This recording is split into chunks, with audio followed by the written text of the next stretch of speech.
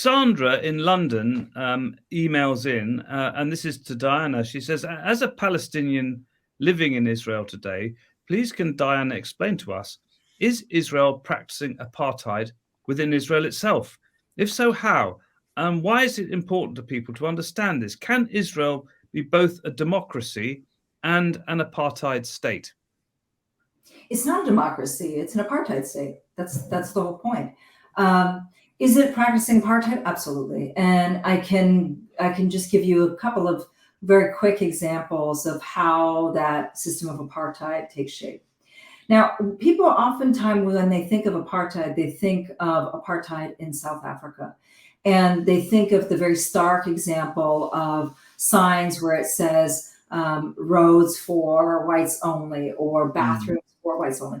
That's not the system of apartheid that exists here. It's actually worse here because it is so part of society and ingrained in society and ingrained in the structures of society. For example, there are places I am a Palestinian who holds Israeli citizenship. And there are places in the country that I am barred from living in because I am not Jewish. And it's not just some places, but there's a lot of places. On top of that, in some places where I am technically allowed to live, there is a law, and this is a law that has been upheld as being valid by the Israeli Supreme Court. There's a law in the books that says that if a community is of a certain size, that community can decide whether I am suitable enough to be living in their midst. So in addition to the actual land that I cannot buy because I'm not Jewish, there are places that I'm not allowed to live because I may be deemed to be unacceptable by the community that is in place there.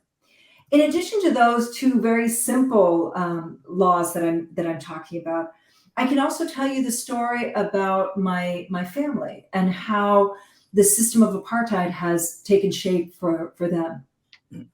My late father was born in the city of Nazareth, but raised in the neighboring town of El-Mjadin, which is about 1.5 kilometers from Nazareth. His older sister was also born and raised there as well. During the Nakba in 1948, she fled to Jordan. She was at the time married and had a child.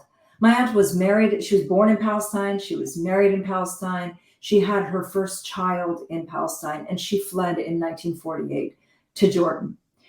And she was never allowed to return to Palestine because she's not Jewish. And you contrast that with any person who is Jewish anywhere around the world has the ability to not only come to the country, but to take up immediate citizenship. So my aunt, who was born in Palestine, raised in Palestine, married in Palestine, had her first child in Palestine, is never allowed to come back, and a person who is Jewish can. Now, that's just some of the forms of apartheid. My father was also, in 1948, expelled from his village of El-Mjadin and fled to the neighboring town of Nazareth. And until his death in 2021, and this is a man who held Israeli citizenship, was never allowed to return back to El-Mjadin, even though any person who is Jewish anywhere around the world can buy any property in El-Mjadin, including the property that my father inherited and that he owned.